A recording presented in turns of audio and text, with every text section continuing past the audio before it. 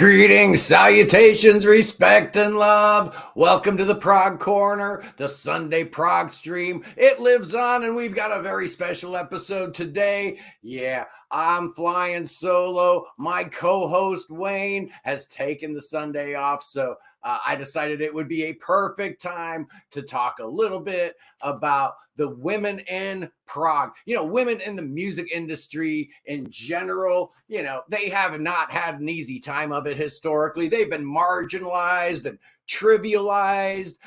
Their contributions have been, stolen and appropriated. They've been neglected and ignored and demeaned and objectified and exploited. We know the whole story, but we're not here to talk about any of that today. We're here to celebrate the contributions that women have made to our beloved genre of prog rock. And I've been meaning to do this episode for a long time. And being that, Wayne had to take the day off, I figured it was the perfect time to knock this thing out of the park. And I'd been thinking about doing a top 10 women in prog or a top 20. And then I started doing it and it was going to be a top 50 women in prog. And I realized pretty early on that I was going to have to do a real long episode to do credit, at least a little bit of credit to the women in our beloved genre. A few bookkeeping notes first. Laurie Anderson not going to be there. I got Fanny back there somewhere, the great band Fanny. I'm going to look at the records behind me in a minute. But we're looking specifically at prog rock. So then you get the question of people like Fiona Apple and Tori Amos. Well, I'm going to tell you one's on the list and the other's not. So there's your line right there. What about the melodic prog metal, the female fronted bands? What do you do about that? Well, I could do a whole episode about the Floor Jansons of the world. I could do a top 50 in that genre, but honestly, I don't know enough about it.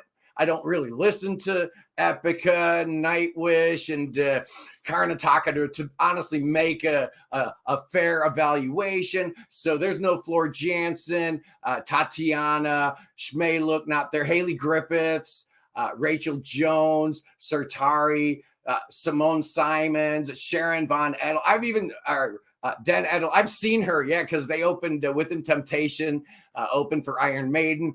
She was fantastic, but again, I'm not doing that kind of prog metal today.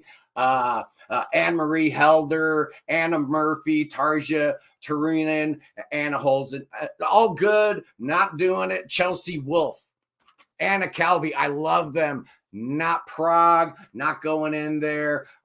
There's a lot of people we could talk about. We're really trying to keep it specific to prog.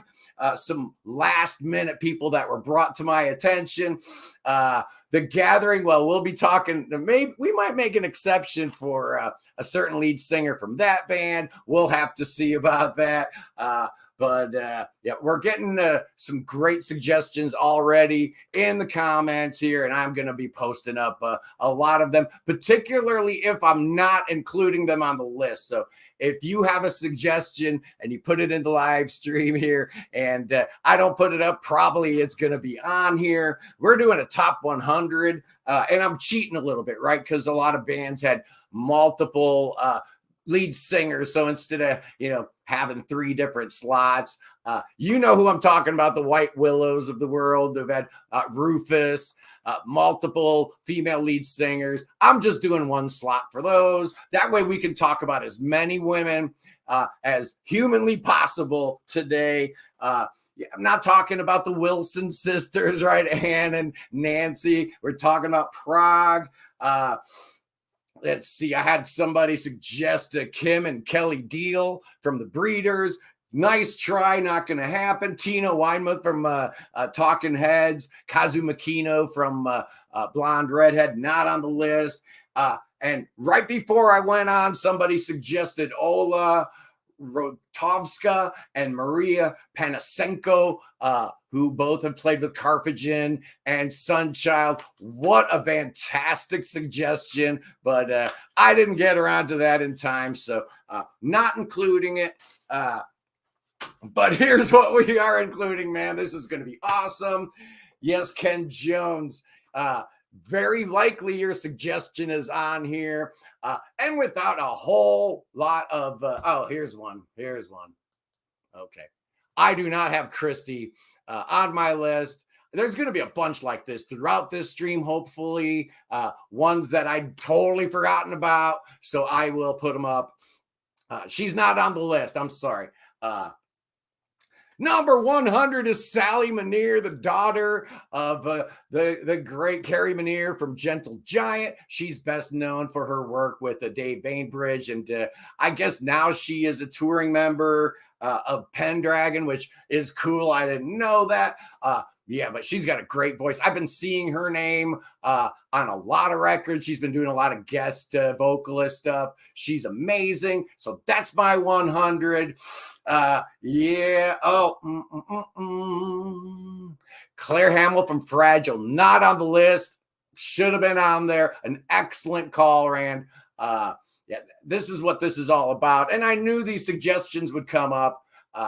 And ones that I'd forgotten. And I am going to put them on the screen because I want to celebrate as many of these women. You know, this isn't a top 100. These are just like the 100 women whose music have meant a lot to me. At number 99, it's Jinx Dawson from Coven. You can argue if Coven were, you know, really a prog band or not, but they were proto-prog, and she was awesome. And she opened the door to a lot of different female singers to come up in rock bands. Love her. She's awesome. At number 98, I've got Anna Meek from Caterpillar, an early band. Very, very great singer. They're kind of like jazz rock from that real early period, 1970. I think they put out like 2 albums, something like that. Caterpillar, awesome. Love them. At number 97 is Marguerite Boomsma from Flamburrowhead. Great singer. Love that band. Modern band. So yeah, we're going to be doing, you know, from the classic period all the way through to today. This is my top 100. Not your top 100. Okay. Very, very good. Don't have her.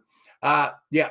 Mellow Candle. You know, I was seeing a lot of Mellow Candle. I do research, believe it or not, people. I actually research these things, and I know nothing about them, so I apologize. Clearly, they deserve to be on the list, but, you know, I hadn't gotten around to listening to them.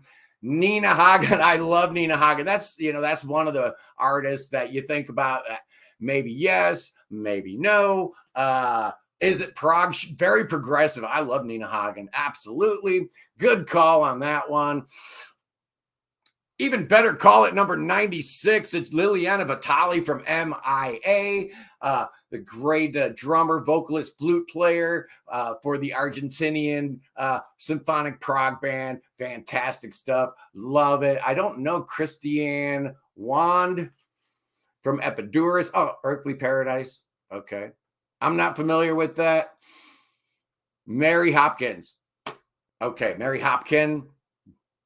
Not on the list. Again, that's why I'm going to be putting these on the screen. Again, if you don't see the name you suggested, there's a good possibility it's written down here. Absolutely. At number 95, it's Sonia Nedelech from Minimum Vital, that great French band. They're from the Occidental region. So, you know, they're very ethnic-y, very folk kind of mixed with like Yes and stuff. It's just, they're great. Minimum Vital, love them. I will be doing a ranking of my favorite French prog bands here eventually. You know, the Prog Around the World series, it's not over. Just taking a little pause. And this was important to do Women in Prog today. Janelle Monáe, Esperanza Spalding, sure, they're very progressive. You know, I'm splitting hairs here, you know, what's prog and what's progressive. And, you know, a lot of people were like, there's 100 women in prog. Of course there's 100 women. There's more than 100, man. I could very easily have done like a 200. I could have easily have done, you know, a 300 or 400. Just so many. I do not know this one, Rand. You're coming up with some good suggestions. Kyrie Vibrant from 4:30. Don't know her. that's what we're doing today. We're celebrating the women in prog. And that continues with number 94. This one's been mentioned already. It's Maria Dickinson from Motar. I was just turned on to Motar about a year and a half ago because of this channel. I was doing tell me your favorite obscure prog rock album, and I will rank them all for you, which was just a huge mistake because I had like 120 suggestions, of which I'd heard like 16 of them. And yes, I promptly listened to all of them. And honestly, one of the shining stars of that whole series was Motar. Discovering them because of this channel, just amazing. She deserves to be there. At number 93, it's Cecilia Tacconi from Boo Boo, flute player. If you don't know Boo Boo's first album, Annabellis, probably my favorite South American prog rock album. It's just incredible. And hey, her name's in the credits. She gets a look-see here today. At number 92, we're going north of the border now. We're going to Canada. And is Godspeed You Black Emperor prog? Well, whatever.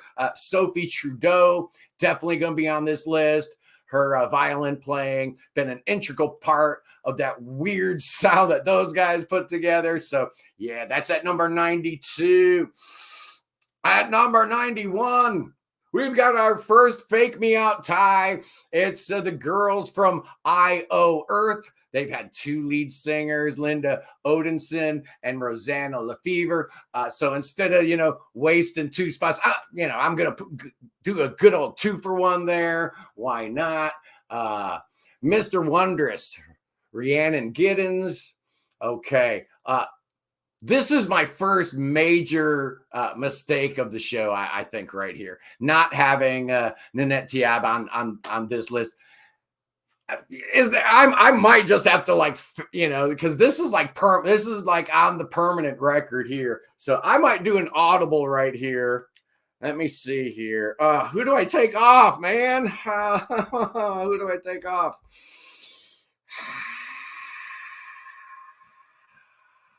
I'm making an audible in real time here. And I'm not going to tell you who I took off. Let's just put it like that. Yeah, it's best that we don't know who we took off. At number 90, it's Lainey Schooltree. Yeah, the Boston native. She's put out 3 amazing albums. Her last album was what 2017, Heterotopia. We're thirsty for more, Lainey. I don't know what you've been doing. I have no idea, but I love your 3 albums. So please, let us know what's going on here. Here's another one. Julie, thank you so much. PJ Harvey. I absolutely love PJ Harvey. I've never considered her prog, but absolutely a progressive artist. That's where you got to draw the line somewhere. Here's another good one. Absolutely. It's from you, naturally, Julie, again. Absolutely in the spirit of what we're talking about here today, is Goldfrapp. Not prog, but very, very super progressive. So those are the kinds of things that we're definitely going to be highlighting here on the live stream today so that we can all learn and grow and celebrate the women that have made prog rock what it is today, and will continue to do so going forward. At number 89, it's Haley McDonald from A Formal Horse. Yeah, this is a cool band, man. If you don't know A Formal Horse, you need to check these guys out. And a big reason why they're so good is her vocals. But they're just a whole different kind of prog, man. They prove that prog doesn't have to have a guy playing keyboards in a sequined cape to be amazingly progressive. Presence. This is a band that I just started getting into. So Presence not included. Thank you for that. Susan DeLonge and Christy Bond with Joe Bird and the Field Hippies. Okay, awesome. Why not Ed? Ed knows what he's talking about, man. Eva Batovi. Yeah, that's a name that I have seen over and over and over again. Good call. probably could have been on the list, but didn't make it. At number 88, a personal favorite of mine, Tai Senna, a violin player, plays with Electric Asturias, the Japanese instrumental, kind of symphonic rock, I guess, but they're prog through and through. And a big reason why all three of the Electric Asturias albums are phenomenal is her violin playing. Fourth album just dropped. I cannot wait to hear it. I have no connections with his label or with him. It'd be nice if he sent me an advanced copy so I could check it out. But I know she is, again, playing violin with Asturias at number 87. I did it. I called the audible. I'm putting Annette Tiab on there. Absolutely. She's blown me away. The little that I've heard from her, I realize how great she is and why she has fans around the world. Just incredible. It takes a lot for me to actually, listen to a singer. I'm a prog guy, man, so when a singer actually grabs me right from the beginning, you're onto a winner, and that is absolutely Nanette Tiab. At number 87, we have her. So next up, we have at number 86, I got Margarita Alexandru from Far Meadow.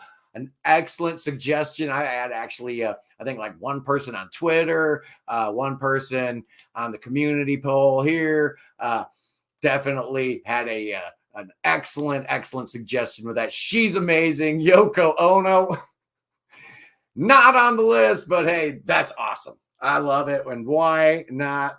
At number 85, here's a band that I've kind of been into for the last year and a half. The band is called Yesterdays, and the singer's name is Stephanie Semeniuk. Oh man, these guys are good. Apparently they're like Romanian living in Hungary, or they're Hungarian living in Romania. I'm not really sure. All I know is that their last two albums have really captivated me. I love them. If you like Yes, and if you ever wish that John Anderson actually was a female, you could do a whole lot worse than Yesterdays. But they're their own thing. They're not Yes clones. They're just awesome. I love it.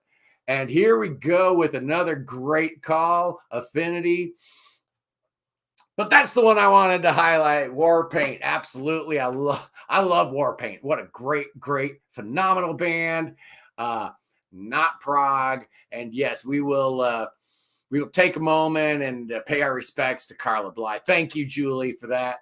Absolutely. Needed to be said. Great loss. She's not on this list, and I think you might understand why I don't have her on this list. She deserves to be on any list. Just amazing and a tragic loss, and she will be missed at number 84. Wow, we're breezing right through. I need to slow down, man. I need to slow down. We're at number 84 already, and it's Joanne Marguerite Kippersund Nesdal. Yeah, she is the singer from the great Norwegian band Mir.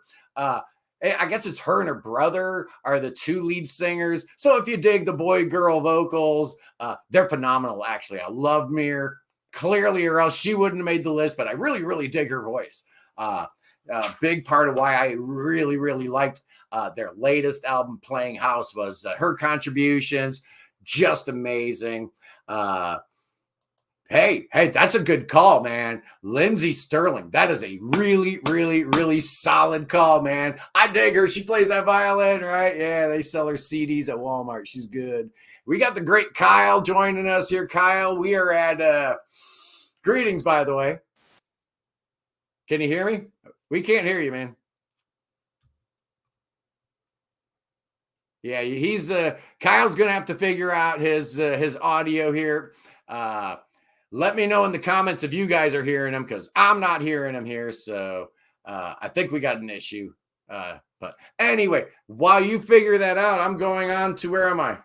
Number 83. We're going back to South America, and it's Jane Dubois, I think is how you pronounce it, from Bacamarte. that incredible Brazilian band that put out that one sweet album in the early 80s. Just love it. She's phenomenal. Her voice added a whole lot to why I love that album. And Kyle, are you there? Can you hear me? Yeah, somebody let me know in the comments if you're hearing Kyle, because I am not hearing him. Yeah.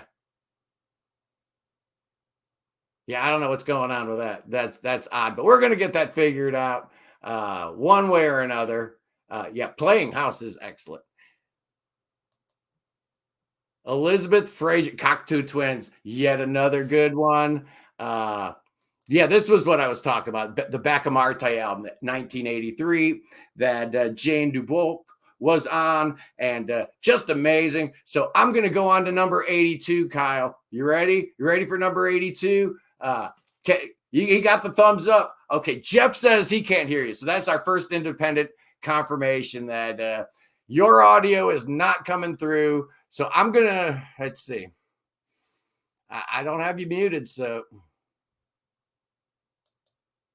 Yeah, you're not muted on my end. So I don't know what's going on there, but I do know that number 82, boys and girls, is Evangelica Cozzini from the great Greek band Cicada. Thumbs up if you know those guys, Kyle. You know Cicada? Oh, that's a good band. A lot of really cool boy-girl vocals going on in Cicada. Very, very great band. They got 3 albums out. You just unmuted. Yeah, I don't know. I don't know what's going on. I just muted you. Now I unmuted you. Yeah. Ian says you're still silent. Yeah. It's the Mr. Wonder says it's silent sorrows and empty mics. It's a sorry day. And Mr. Wondrous is yeah, keep them coming. We got a sharp crew here today. It's sign language. Yeah, we'll do our signs. We'll do our peace signs. But yeah, so I am up to number 82. I'm going to give you number 81. And then we're going to look at what's behind me. We're going to look at the board behind me, run down the albums I'm showing, because everybody wants to know. They're always asking about that, Kyle. And I don't really know why that is. Yeah, Novella and Gerard both. Hey, I see something unplugged there. Good calls. Jane Sorrenti, a really good call. But anyway, at number 81, it's Petronelli Nedermalm from Patos. Yeah, outstanding. Try without headphones is what Zeb is recommending. Yeah, I don't know.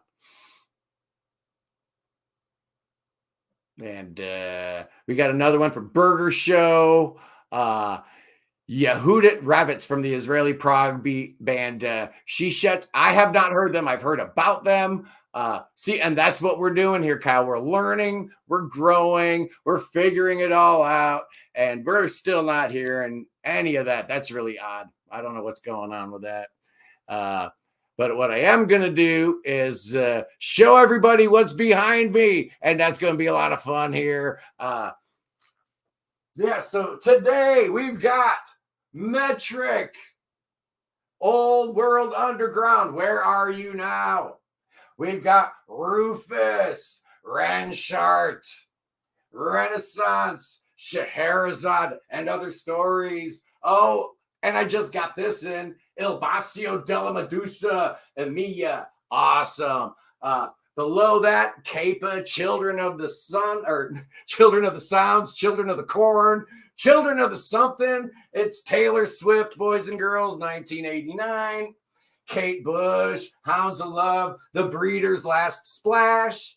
I don't know if you can see what's below it, but we're going to try Kyle again in a minute. I don't know what was going on there, but yeah, something was definitely up with his audio. Let's see what is on that bottom row. We've got Blonde Redhead, the aforementioned Fanny, Ace of Base. Yeah, everybody loves the Berggren sisters and brothers, right? And Deerhoof. Love Deerhoof. Anyway, so yeah, Sylvia Aliotta. did not make the list. An excellent call. That's what we're doing here today. And now, as we go, these names just get more and more interesting. At number 80, how about Brandy Wynn from Osric Tentacles? I guess she's, Ed's wife, and she plays bass. Of course, she plays bass, but she's actually really good in Osric Tentacles, man. On tour with Gong. Go see him now. At number 79, it's Magdalena Hagberg from the Parlin Project, one of the most important bands from the third wave of Scandinavian prog, and she was right there with him on some of that stuff. Now, somebody had mentioned Gerard. How about let's just go ahead and put Hiroko Nagai at number 78 from Pageant. I love her voice, just amazing. I love that Japanese symphonic prog, and she was fantastic, man. So that's my number 78. At number 77, we have another one of our fake me out cheat. Yeah, I'm going to cheat as much as I want to because I want to talk about as many women as I possibly can. And at number 77, it's a tie. It's Melina Oz and Veronica Horvin Jensen from the late, great Gentle Knife. Man, do I love that band. They put out exactly two albums. And then I guess they called it a day, man. But I know Melina Oz is busy. You can't keep her down. Veronica Horvin Jensen, I'm not sure what she's doing right now, but check those two records out. They're fantastic. I really, really love both of them. Are real good. And they always played off of a male vocalist on both of those Gentle Knife albums. So if you weren't paying attention, you really wouldn't know they changed singers after the first album, but they did. At number 76. It's the Women of Cirrus Bay. Yeah, Shara Gillum, Anisha Gillum, and Tai Shan. There's probably been others, but I'm assuming one is the late, great Bill Gillum's wife, and the other is his sister, and Tai Shan. And let's see if we got anything going on with our boy. Yeah. Is it working finally? Ladies and gentlemen, it's Kyle from all after 27 minutes. News. And I know you've had a lot you've wanted to say. But I promised my wife we'd try to keep this around 90 minutes, like the rest of our Go over your list. I'm just a spectator like everyone else. It's all good, man. I've been trying to keep up with the comments here, and again, I will state, if I don't put her name up on the screen, man, there's a good chance she's on my list. And yeah, it's getting good here at number 75, Kyle. Have you ever heard of Gandalf's Fist? Again, that name, I subscribe to Progression Magazine and frequenting Progressive Ears and Prog Archives a little bit, probably seen the name. Yeah, but how many other bands with the name Gandalf man. are in there? Lord of the Rings references. How good a name is that? And they've got a singer by the name of Carrie Farish. Well, they've had a bunch of singers. When you put out like triple albums with 80 different vocalists, you probably had a few females rolled in there, but man, they've landed themselves an absolute keeper in Carrie Farish. Absolutely amazing. At number 74, I just saw her in the comments. Yes, I did, boys and girls. It's Silvana Ida from Apoteosi, the great Italian band. When I discovered Italian prog, like hardcore in the 90s, because I knew Italian prog in the 70s, but it didn't really hit me because I was listening to that sanitized English version junk. Oh, this was one of the first bands I fell for, because I didn't know it was a female singer until I put it on. I'm like, this is awesome, just amazing. She's great. Check that out. I've got another good one at number 73. It's Tree Stewart from the Emerald Dawn. What a great band Emerald Dawn is. They just put a new record out. I have not heard it yet. That's the thing, man. You think you've got this thing called the Prog Corner, right? You've seen my views, right, Kyle? You've seen how this thing's blown up. Yes. Yeah, why don't I get advance copies on stuff like that? That's just, I don't know what the secret is, because you'll get people to send copies, promos and stuff, and then people don't know about you. Sometimes it's really more of, you got to be more proactive, even though you shouldn't have to. I'm not doing that. You know what? Yeah. Inside Out and Charisma were smart enough to recognize a winner, right? They had somebody, they got their ear to the ground. They had somebody watching out, seeing what was what and who's who and who's moving the needle a little bit. And they were quick, man. They figured it out real quick. Yeah, I get all their advance releases. If it's on Inside Out or Charisma, I get it. I get it early, and I love that. So guess what? Most of my reviews are from those two labels. Figure it out, man. This Winter Machine just put out a new record. Come on, man. No, I mean, someone's got to share your channel with them to say, That's right. It would probably benefit your bands to get these albums promoted if a channel like you that's gained so much momentum and attention. I know. I don't get it. I don't understand. But I'm not going around begging somebody. If you don't think I'm good enough, then that's fine by me. But I wouldn't mind having an advanced copy of the new Gong. I'm not gonna lie, because man, have you heard any of the advanced singles? No, I haven't. No. Oh man, I know Gong, good. but I have not heard the new record. Oh, it's sounding really good. And you know what else sounds good at number 72? It's Capricorn's Constance, Dory Jackson. Yes, it's David Jackson's daughter.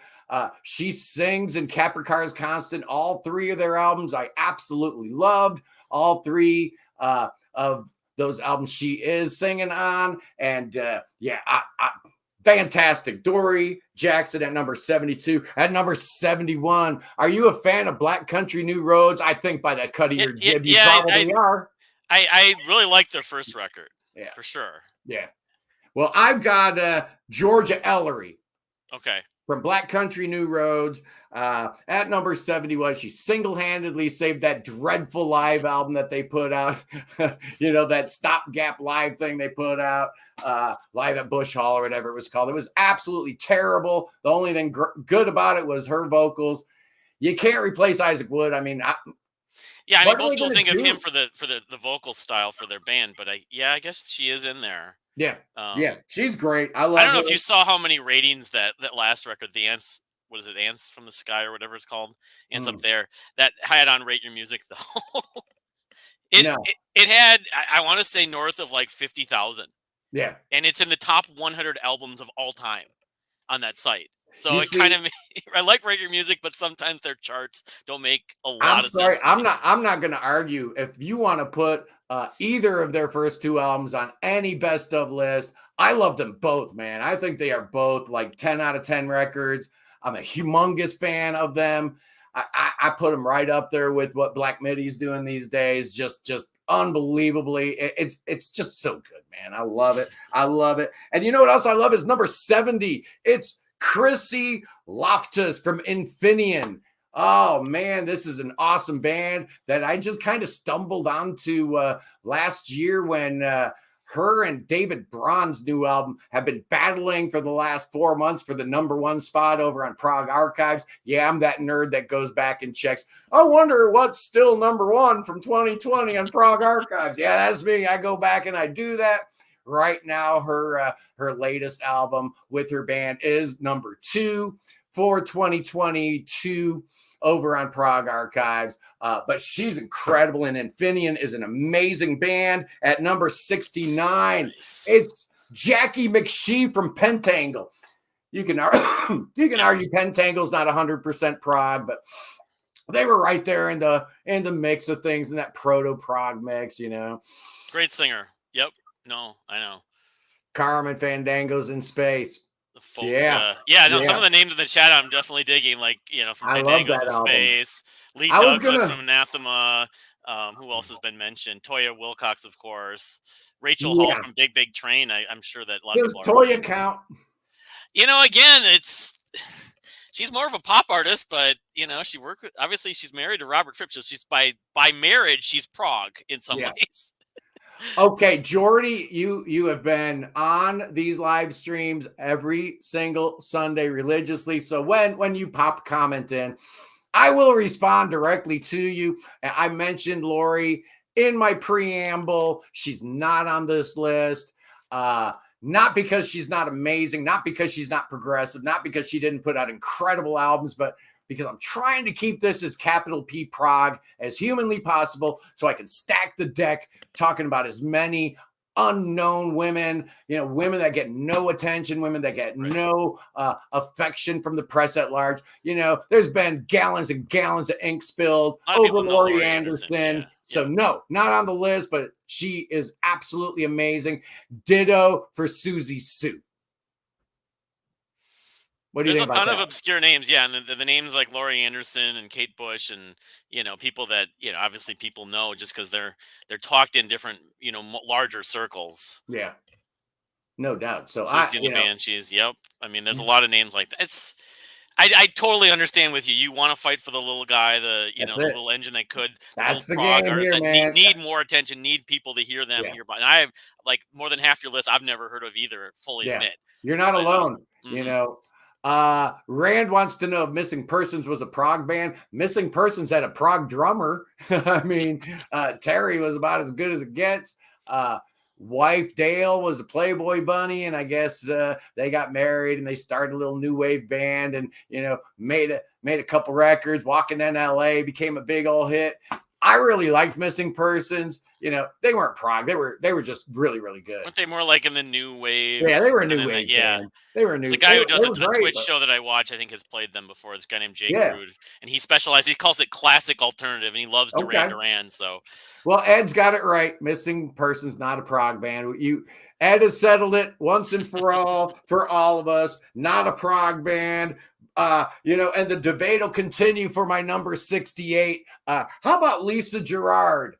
How about Dead Can Dance? How about that? They're not capital B prog, but how could I ignore her? Can't, I mean, she fits. Yeah, fits, right? She checks all the boxes for you. Mm-hmm. Okay. I agree. Another one that's almost like you got to have her on there, but does she really? Should she be on there? It's Rita Lee from Os Mutantes. All right. By the time Os Mutantes got really prog, she wasn't even in the band anymore. But how that works. You got to have her. You're talking about women in prog. You got to talk about Rita Lee. Absolutely a trailblazer, man. Nobody was doing what she was doing back in like 1971. It's insane. It's ridiculous. You've talked about them more than once. Yeah. I have a memory of this. Yeah. Oh, I love Os Mutantes. Yeah. They had this really long career, a lot of different stuff, but there were like 3 or 4 albums that were just so incredibly prog. Just awesome stuff. Love it. Number 66, we're going back to the proto-prog era again. And you know how excited I get when the calendar starts getting back into the early 70s, and it's Rose Podwajny from Sandros. Oh, yeah, sure. Great album. I think they just put out the one album. Amazing. Really, really great. And there's been a ton of talk all the way through the live stream about this next one. This is our first, I've been cheating. If it's the same band, we're going to have, I'm not doing it here. Number 65 is Jane Reef. The other singer in Renaissance will not be sharing with anybody, okay? There ain't none of this sherry stuff going on with the other singer from that band. But Jane Reef started the band. It's interesting how there's a history with a lot of these bands that have female singers. Yeah. They have other previous female singers or the one that became more well-known. And I'm thinking like White Willow's first singer was a different female singer, and then they got Sylvia Erickson to be their lead singer. So, and then sometimes they'll have the original singer for one album, then they'll disappear, and then they'll come back, and then they'll get somebody else, and then come back. It does get a little confusing, but yeah. What they were doing, she still had a good voice, but they were doing more blues rock stuff. Yeah. In the early Renaissance, but yeah, it was a totally different band. For sure. But does she deserve to be here?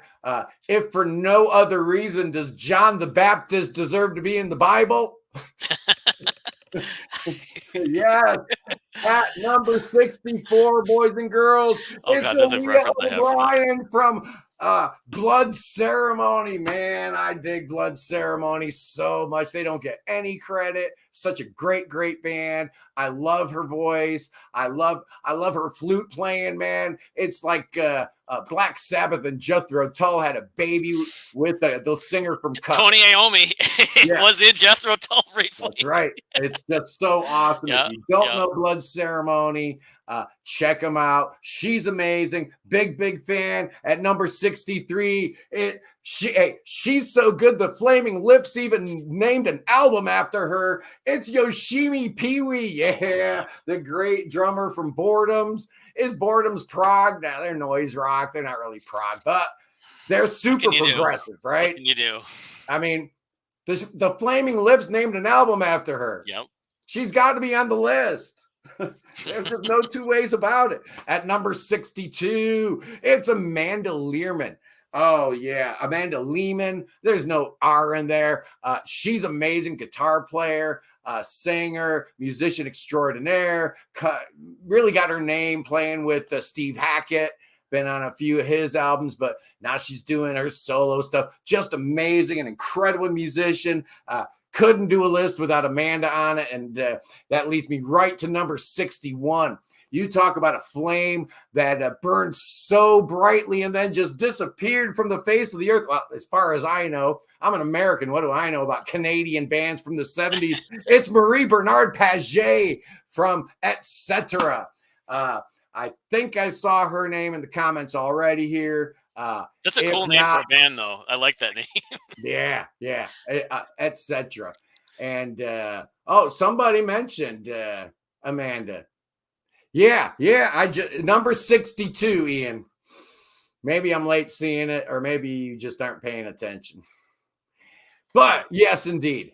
I did have a couple of things I wanted to mention. You mentioned John the Baptist. It's not prog or Women Prog related, but Leonard Nimoy once did a special where he narrated the history of John the Baptist, and it was fascinating. But I don't know if at the end of this, if you want to do that whole question I mentioned on Twitter, where who is the Queen of Prague, who is the definitive Queen of Prague, we could save it for the end. But I just thought maybe that would be food for thought. We could That's a good idea. I love that. No, that's good. And I've had to do a couple of I've done one Audible here where somebody put a name. I don't know if you were here or not when that happened. Somebody put a name up on the list and it was so good and so obvious and so like, duh, obviously this person has to be here. Does Melanie Woods cut the mustard? The part of the problem is I'm at number 60 already. You never can get everyone in there. I think I might have gone past the wear date on Melanie Woods. I 100% agree. She was on my short list, and I don't know why she ended up off. I was doing something with another Kavis Tarobi led band that somehow got the names all jiggled up and met. I don't do anything by spreadsheet, Kyle. This is how I do everything. Knife World, I checked them out a few years ago, and I forget what band that they had a connection with, or because it kept on showing up on Progressive Ears frequently, and I eventually checked them out. Kavis Tarobi, so anything okay, maybe that's what I'm thinking. Him, and probably the biggest thing he's known with now is he is now the leader of a little band called Gong. Hey, Naomi's in the house. Naomi. You know what? Maybe she can't get on. Maybe she, let me, I'm going to post a link here so that Naomi can come on. Jane Ruff was in a band called Illusion after she left Renaissance. Annette Peacock, definitely, with Bill Bruford. Talked about her on Twitter. And we probably, we might be talking about her a little bit. But at number 60, man, I'm so excited. So excited to have this in my collection. Yes, it's Ava Morelli from Il Bacio della Medusa. She plays the flute. She plays saxophone. Sometimes at the same time, man, a la David Jackson. It's just ridiculous. She is a big reason why Their new album is one of my favorite albums of 2023. In fact, only one of 4 albums, Kyle. 4 albums I've given a perfect score to this year. And absolutely, Ava Morelli is a big, big reason why. At number 59, it's the Women of Solstice. And yes, as far as I can tell, at least their recorded discography, there have been 4 different lead singers: Sandy Lee, Heidi Kemp, Emma Brown, and most recently Jess Holland. I don't think I know Heidi Kemp. I think she was only on 1 album, but I do know those other 3 singers. Jess Holland is amazing. Have you heard either of the? Wait, what band is this again? Sorry, Solstice. No. Oh, very cool. Neo-Prog. They actually were around like back in the 80s, around the same time like Marillion and IQ were coming up. Neo-Prog time frame. They didn't really get around to recording anything until later on, so people kind of forgot about them and whatnot. But very cool band. Yeah. And we were just talking about Eva Morelli from El Bacio della Medusa. Let's go with another modern one at number 58. It's Jenny Puertas from Agusa. Oh, man. A big, big reason why I love Agusa, and a big, big reason why their new album is one of the other perfect scores I've given this year. 4. You have 4. I've had 4, yeah. I've given out 4 different perfect scores this year. 7 Impale. Right. The Chronicles of Father Robin. Yeah. El Bacio della Medusa and Agusa. Okay. That's it. I've given out 4. And we've just talked about 2 out of the 4 here. That's awesome, man. That's like the Taste Like Music guys. They find those things left, and I just don't. Maybe I have different standards or something. I just figure I'm very strict on whether I give anything a perfect score, but I'm jealous of you because I wish I could find even 1 right now. Well, I don't know. I think subconsciously there is a sliding scale, because if I listen to 200 albums this year, which is about my average prog and non-prog, between 2 and 250, I got to give at least a couple of them a perfect score. Your odds go up if you're going to listen to that many records. Yes. Yep. You know? Mm-hmm. So, okay, we left off with Jenny Puertas. Well-deserving Jenny Puertas. Thank you for everything you've done with Agusa. Big reason why I love that band is you. At number 57, it's the Women of Thinking Plague. Oh, this fantastic Nutso Rio, whatever. I don't even know. They're insane avant-garde band. They're just wacko, but I love them to death.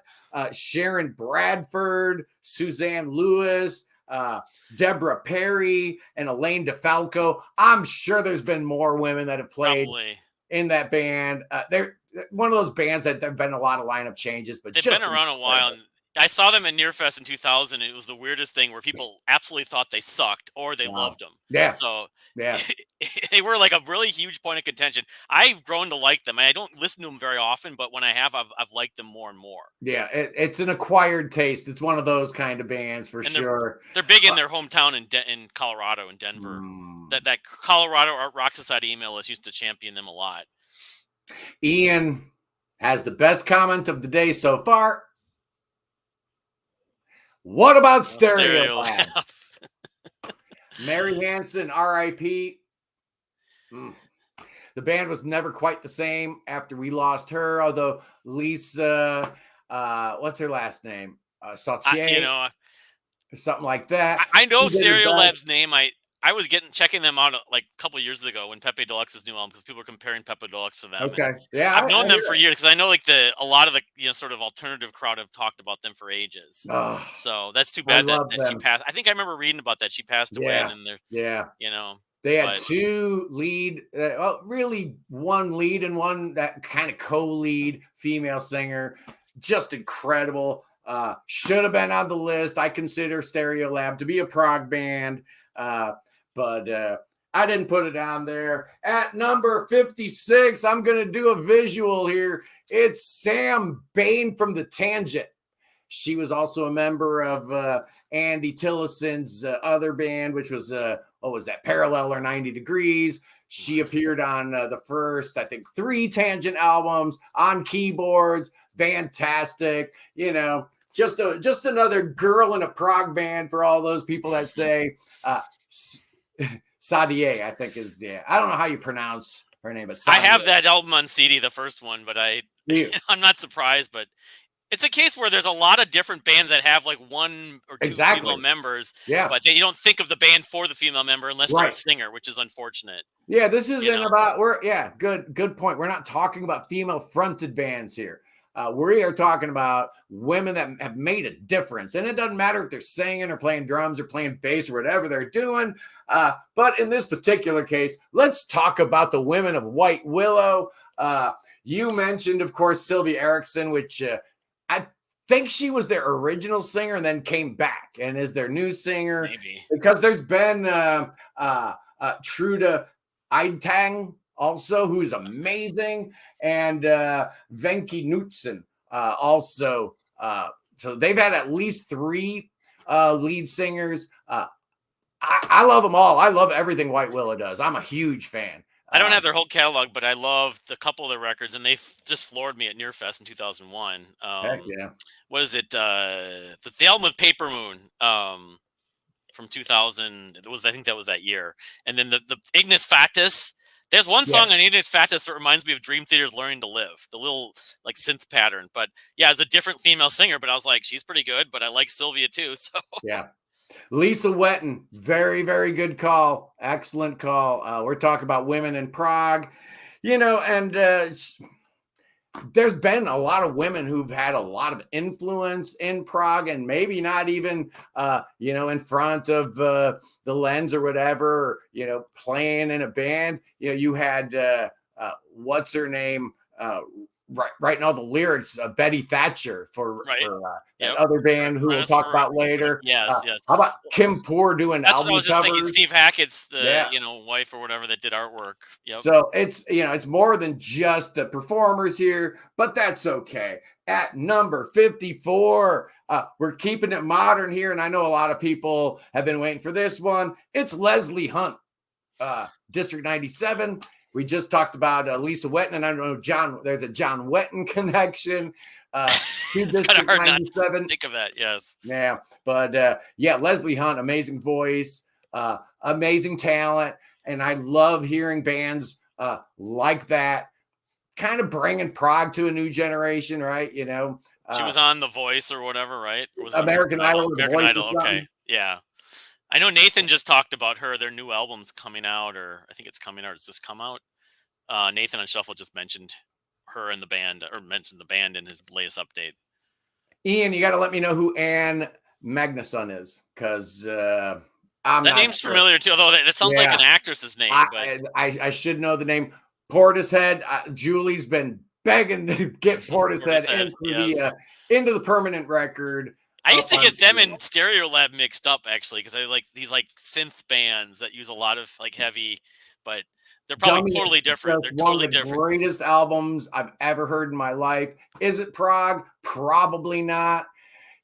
Hard decisions had to be made, but unfreaking believable. All I got to say about Portishead. I actually like all 3 albums. Some people are like Dummy or Nothing. Oh, Bong Water. Okay. Still a good one. They had an album from 2008 that was like album of the year that was the #1 on the chart on Rate Your Music. I remember that. The one with it's got one letter. It's like gray, I think. Like a gray background, but Well, I like giving and we're showing you some love, and that's what we're doing here today. At number 53, we're gonna throw some love to Chloe Alper from Pure Reason Revolution. Yes, they're one of my favorites. Okay, good, because just incredible.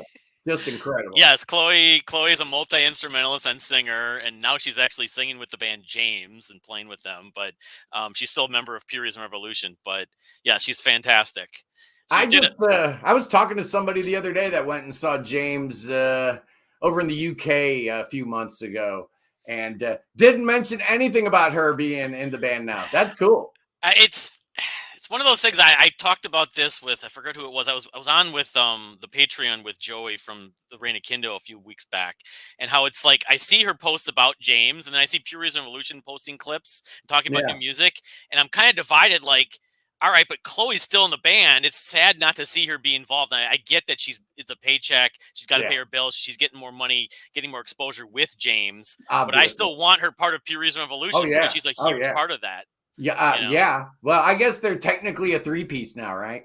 So, but well, in our minds, they'll always be a duo. So, yeah, right. She is a big part of Pure Reason Revolution, man. What's your favorite? Like, where would you probably put the Dark Third first? But like, of course, yes, of course. What do you think of the last two, though? The last two records? I really like it, especially the last one. I really, really enjoyed it. And I know some people weren't quite as keen on it. Like maybe they dropped those last two albums maybe a little too quickly back to back. But I just think they kind of were figuring some stuff out. I enjoyed it a lot. The third record, or the second record actually, has been announced is going to be coming out on vinyl. Yeah, I saw that. That's cool. I need that. And that's Chloe Alper at number 53, boys and girls. At number 52, before I announce number 52, Julie, Regine absolutely was in my thoughts. I am on record as being a ginormous Arcade Fire fan. In fact, I think Win Butler might be my favorite male vocalist of all time. Oddly enough, there's just something about the timbre of his voice that just works in my brain. So, yeah, obviously I love her. I love Arcade Fire. Not on the list. Is she the one who sings the song Sprawl or whatever? Yeah. Yeah, okay. Yeah, that's her. Oh, yeah. Yeah, we might. Yeah, Sugar Cubes. Absolutely. Obviously. Obviously. Yes. At number 52, youngins, it's Hedvig Mollestad, the great Norwegian jazz guitar player who's been heading up the Hedvig Mollestad trio, just putting out some of the most advanced, crazy, so impressive. Have you heard of her yet? Hedvig Mollestad? The Norwegian jazz group. That sounds interesting. Yeah, she's great, man. Yeah. Oh, she's phenomenal. She can just... Yeah. We need more women in jazz. That's good to hear. It's more fusion than jazz. But my taste in jazz, sadly, is limited almost to fusion. For the most part. But you and me both. Letitia from Window. Dave, that's a great call. Do not hold your breath, though. And Linda Thompson. Of course. Yeah, what can you say? I mean, yeah, one of the greatest. We're getting with her husband, and yes. See, Ian knows what time it is. Ian knows all about Hedvig. Hedvig Mollestad, just amazing. We're zooming right ahead because I cannot believe how fast time is flying here, and I want to make sure we give time to every single woman on my top 100. At number 51, it's Wendy Carlos. Now, does Wendy Carlos deserve to be on this list? I think so. I really, really do, because every single keyboard player worth their salt in the original prog canon, whether it be Keith Emerson or Rick Wakeman, they all listened to Switched on Bach. Every single one of them was influenced by that. The whole Moog Revolution, that was one of the seminal albums that just trained a whole generation how to listen to keyboards. Wendy Carlos, absolutely. Number 49, man, is Mother Superior. I talked about Fanny earlier. One of the first all-female rock bands. Well, Mother Superior, as far as I can detect, might have been the very first all-female prog band. They put out one album in 1975. This is Leslie Sly, Jackie Crew, Jackie Badger, and Audrey Swinburne. God bless you, women, for being trailblazers and pioneers. That's awesome. I actually listened to the record the other day, and it's really good, man. Mother Superior. So, all right. I saw something about them. They predate the other band you were alluding to. That you have behind you. They predate them. Fanny and Fanny. They predate Fanny. I'm not sure, but it's all that same time. When the Go-Go's documentary came out a few years ago, they were like, well, they're the first all-female band, and it wasn't true. Everyone kept mentioning Fanny, but and was it Vixen was around the same time? They were all female too. Yeah, that's right. So there were plenty of them, but Mother Superior, one album, 1975, just incredible. At number 48, boys and girls. You can tell we're getting into this is way too low. I'm just gonna say it right now. I'm like trying to figure out, oh, maybe I can do a quick switch. I'm not gonna do that. It's on the list. The ranking doesn't matter at all. I'm embarrassed. I got Journey Cagman from Earth and Fire at number 48. Should be much, much, much, much higher. Do you know Earth and Fire? Do you know Journey Cagman? The name sounds familiar, the name Journey, but because I've seen that name before, but the band. Oh, great band, beautiful woman. A lot of guys had the hots for her, right? You know, so, but you know, it was a continental European band. They were from Holland. Fantastic. I'm a big, big fan, but I am a little upset I've got her that low. She definitely deserves to be higher. Probably a lot of these do, but at number 47, how about Annika van Gersbergen? Does she deserve to be on this list? I think even though she's not traditional capital P prog, right. I think she does. She's worked with Devin Townsend, of course, and of course her work with The Gathering and her solo work, and I think she was on some of the Arion albums. So yes. So I, kind of through osmosis, I said I wasn't going to do any of those kinds of bands, right? Which The Gathering definitely falls into, that whole Panic Room, Karnataka kind of thing, but that I know nothing of, by the way. Zero, absolute zippity zilch. I've heard like 2 Nightwish songs and maybe, 3 songs by, Epica. What do I know, man? I don't know anything about that stuff. Not the last Gathering wasn't with Annika. The one before it, to me, had a big Pink Floyd element, and I love the Disclosure. But I think she belongs on it. She definitely is a singer and a musician that prog fans really appreciate. Many do. Okay, Depeche Muse. I had Anna Meek from Caterpillar at number 98. For those of you keeping track. Again, if I'm not putting the name up, that probably means they're getting mentioned, although I don't know who Doris Norton is. So let me know there. Pauline Olivieros, RIP. Please elaborate and commemorate, and keep in mind, dear people, if I put it up on here, it's on the permanent record, right? People are going to be watching this 20 years from now. Right? They'll see the whole scribe, the chat. Be specific. Yep. Let me know what's what. Ian, Lydia Lunch, absolutely fantastic call. Yes, Lydia Lunch. She's not on the list, but man, that's a great call. I love her. We just ranked Annika van Gerstenberger. How about at number 46? How about Anna van Housewolf? Oh, right. Yes. Yes. I got to put her on there. The great Swedish vocalist, keyboard player. I did not put Chelsea Wolfe on the list. I did not put Anna Calvi on the list. I wanted to desperately because I love them so much, but that's a line had to be drawn. Anna Housewolf has more prog cred than the other two. I think a little bit more, right? A little bit more. Yeah.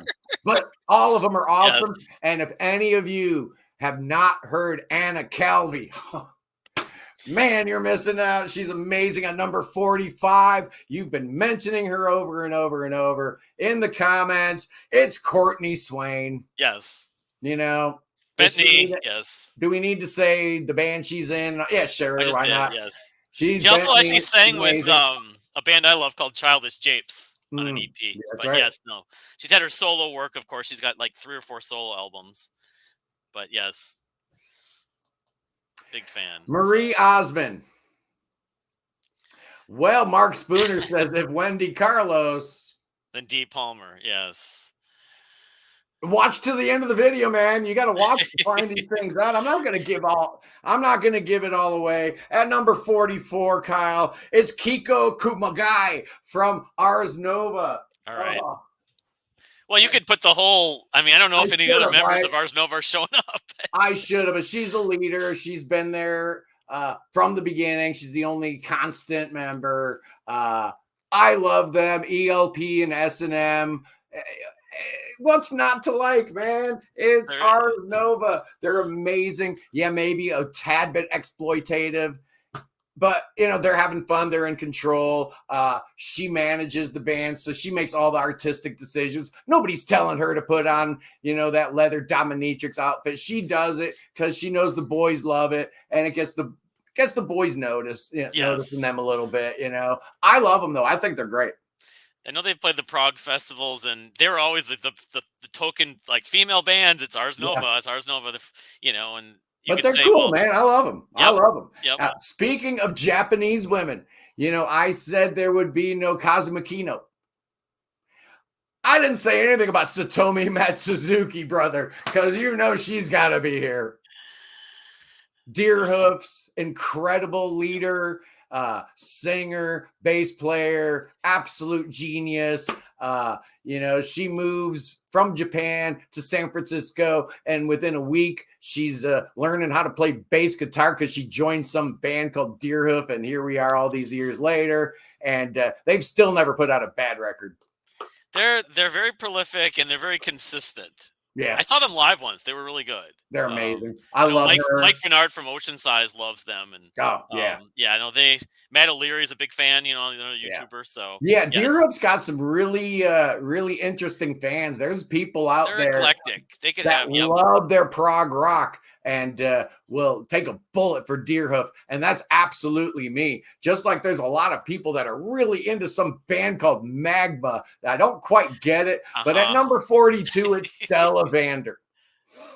Stella Vander has to be on this list, and she kind of will stand in for all the women of Magma because I know there've been a lot of women in and out of the lineups of that band, but she is obviously the figurehead for all the women of Zool, I guess.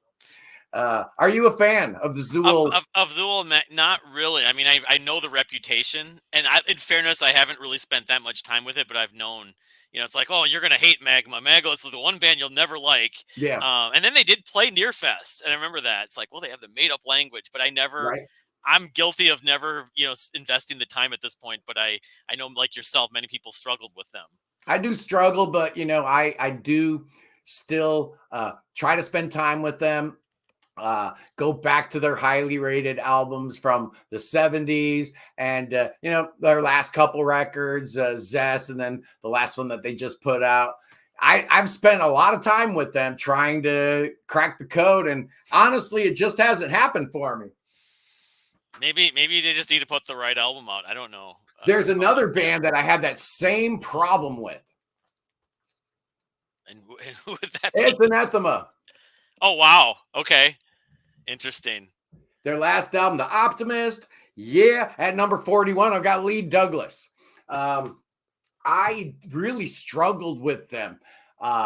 All the way through every phase. I didn't like their earlier, metal stuff. I didn't like it when they kind of toned it down and became what they became. I just didn't like the band, period. And then just something clicked, and all of a sudden I realized I was looking at it all wrong. They're actually really, really great. It was this album. Yeah, that might have been Steven Wilson really promoted and everything. Yeah, that might have been the one. To me, my thought is that with Anathema, once this happened, they ended up on Skascope. That was right when Porcupine Tree went on hiatus. They filled the void for at least a percentage of the Porcupine Tree fans. Now, I know Porcupine Tree fans that don't care for Anathema at all, so they're kind of with you with it. But yeah, I love them. But I'm not really that versed on their pre-K-Scope era. But I mean, it's like some of it's sort of melodic doom metal. I mean, I don't know how progressive it is, but I actually have one of the records on vinyl, but Alternative 4. But I guess I can understand why they wouldn't work for everyone. Right. Well, I've got another good one, man, at number 40. We're into the top 40, man, and so we're gonna kind of rip through these a little bit, and I apologize in advance for anybody in the comments. If you really want to get it up there, maybe put it on the live chat twice. But at number 40 is Anna Sophie Dahlberg from Anecdote, man. You knew she had to be here. I Definitely. mean, you talk about a band that's been around for like, how long has it been, man? Like 30 years. 30 some odd years, yeah. Yep. And what, they have 6 albums out? Is that it? 5 or 6 albums? And the shocking thing is it's the exact same lineup on every album. They fit that category of U2 and and King's X and with ZZ Top, where they have the same people throughout their whole history. Yep. It's awesome. And I love her. She's amazing. At number 39, we're going to talk about one of the Northettes. It's Amanda Parsons. Best known for being one of the 3 girls that made up the Northettes in the Hatfield in the North. Also was on both of the National Health albums. Just amazing. I love her voice, always have. At number 38, we've been hearing some chiming in about her in the comments here. From Babe Ruth, it's Jenny Han. Oh, okay. Oh, yeah, man. Jenny Han. I love that. Those first 2 albums Babe Ruth put out were just great. I remember growing up with that first bass one. I didn't even know it was Roger Dean. Roger Dean. Yep, that's what I had no idea until later on. It was like, okay, that's Roger Dean too. Little different style. I saw a copy of that record at Half Price Book like 10 years ago. I've never heard of this Babe Ruth. You know, but yeah, the other prog she's band. Great, man. I dig her. So yeah, she's at number 38. At number 37, we're gonna go a little more modern, and Valerie Gracious. Best known for her work with Xavier Fido. Just an incredible vocalist, man. She's been doing some really, really good stuff. And Notes Reviews will appreciate that among other Fido fans. Yeah, probably so. But, they're dead right about her. Again, it takes a lot for me to really stand up and take notice on a vocalist, but she certainly has the voice to do that. And, there's another one that was hanging around in Poland who I really like. At number 36, from the band Kedem, it's Amelia Durkowska. Oh, yeah. All right. Very, very cool. She was on their first 4 albums, I think. And then she left and they got a new singer. And then that singer is now the new singer for Collage. I guess it's confusing over there with the Polish prog. Well, you did the Polish prog episode. So, yep. I did. And in preparation of that, I fell in love with this girl. I love this band, Kedem, and I love her voice. I think she's amazing. Mr. Wondrous is nominated Dawn Upshaw. No, I do not know who she is. Unfortunately, I'm not either. I can't help you out with that. That's all right. That's what we're putting this into the permanent record. That's what we're doing here. We are honoring, commemorating, but we're also codifying, right? Like I said, this is going to be watched 10 years from now, 20 years from now, because if you Google Women in Prog, 10 years from now, this will be probably one of the few video entries. So you are going to watch this. I know Notes Reviews did a video on it many years ago, but there aren't that many. Not too many. I should do one myself, actually, but I've been wanting to do this forever. Here we go at number 35. You people are so smart. I've seen this name in the comments already today. You guys are awesome. It's Inga Rumpf from Frumpy. I love Frumpy. I just got turned on to them like 3 or 4 years ago. I don't know how I missed them, but very, very cool band from, that proto-prog era. Just dynamite. 60s, just awesome. And another band from that same era, but this was a UK band. One of the very first albums I ever saw with that Vertigo Swirl label. It's Affinity, and the singer is Linda Hoyle. Do you know these guys? Again, I'm not. I mean, I know there's a Devin Townsend album named Affinity, but I don't know the band. Yeah, a little lighthearted, but very cool. All right, number 33. We've got ourselves another one of these tiebreaker things where you've got a band, and guess what? They've got 2 female lead singers. It's Is, and we're talking about Laura Mead and Anne-Marie Burns. Laura Mead gets all the attention and the credit. She's the one putting out the solo albums and all that stuff. But I think they both have really good voices, man. They gave me a press kit years ago for my radio show, and the second album I think was I Move, but was their lead singer a female? Maybe. They do have boy-girl vocals. They have a mixture. Okay. Yeah.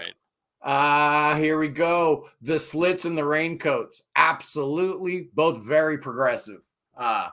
Certainly not capital P prog bands, either one. But I think it would also be remiss if I didn't mention that the lead singer from the Slits was John Anderson's goddaughter. Not Jade, the daughter, but his goddaughter. Okay. Yes, his goddaughter. Was Slits the band that some of the members of Swans were compared to? I can't remember. Yeah. Maybe. I think so. Yeah. Okay. Yeah. All righty. Well, hey, at number 32, boys and girls, we're just moving right along. At number 32, it's Claire Torrey. The great Claire Torrey, probably best known for Dark Side of the Moon, right? Right. She also worked with Alan Parsons. Had to have her, and she had to be in the top 40. Especially now with Dark Side getting all the. So a few billion people have heard her voice, but don't know her name. Exactly. Yes. At number 31, I wish a few billion people had heard her voice and her harp playing. It's Joanne Newsom, man. Yeah, why not put Joanne on here? It was close, but because of her instrumental prowess and her artistic, progressive lyrics, I kind of had to put her on. Are you familiar with her? Yeah. I don't know if because we got crunch or up against the clock, but I have not become a fan of hers, but I know her music quite well. Yeah. So you're not I'm not a fan of her voice. Her music itself, I think, is interesting, but I find her voice to be too mousy. Yeah. But yeah, she's a virtuoso, and of course, Andy Samberg's out kicking his coverage with her. Yeah, exactly. So I enjoy her music a great deal. I respect her so much. The only question was, is she prog? Is she not prog? And that's exactly the problem I have with number 30. This North Carolina born chick, man, she is only this low on the list because she's really not a prog artist. But, when you put out 16 albums and all of them are good and very progressive, Tori Amos is going to get on this list. Of course. No, I mean, she was in a metal band initially, right? But she's not just a pop artist. No.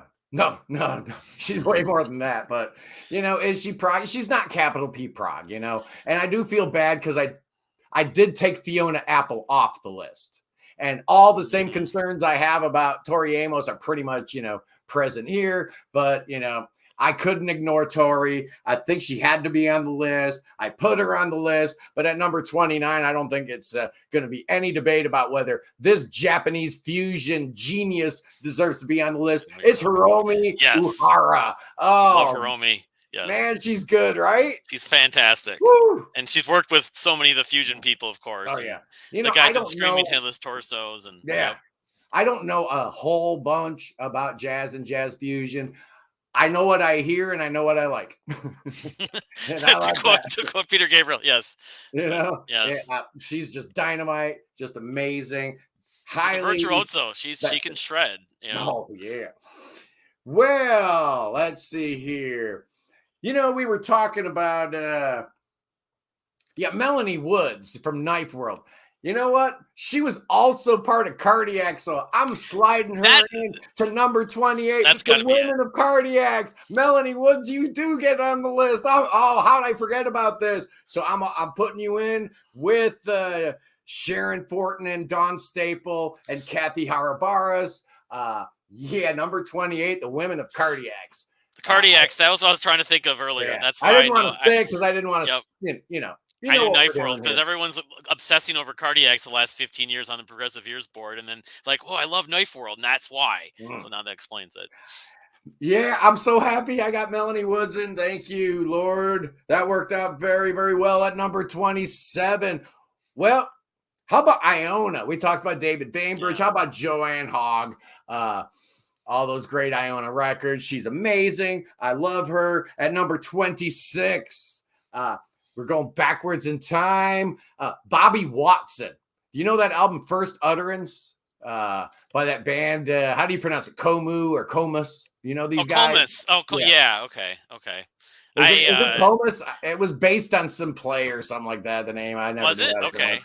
I have no idea. It was like 10 or 15 years ago. There was all this talk about Comus on some of the message boards. Yeah. And it was among Porcupine Tree fans or something. I remember this specifically, and I'd never heard of them. Then I started checking them out. They're old. Yeah, they go back early 70s, late 60s. Yeah.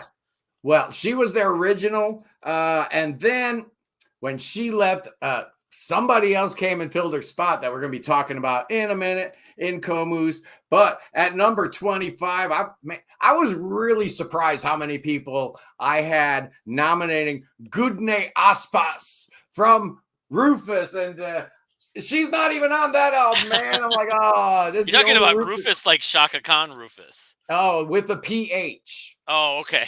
So that would be the Scando Prog from the 70s, as opposed to the Chaka Khan-led R&B dance American group. It's Rufus, and they had exactly 3 singers. Their first album was Goodne Aspas, and then on album number 2, which was the one I've got, obviously, was Runa Ostal. And then Goodne comes back, and then she leaves, and they get Sylvie Lilligard for a couple albums.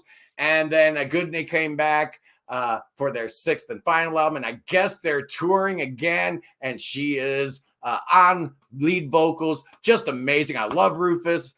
I like all 3 of those girls that sang in Rufus. I think they're amazing.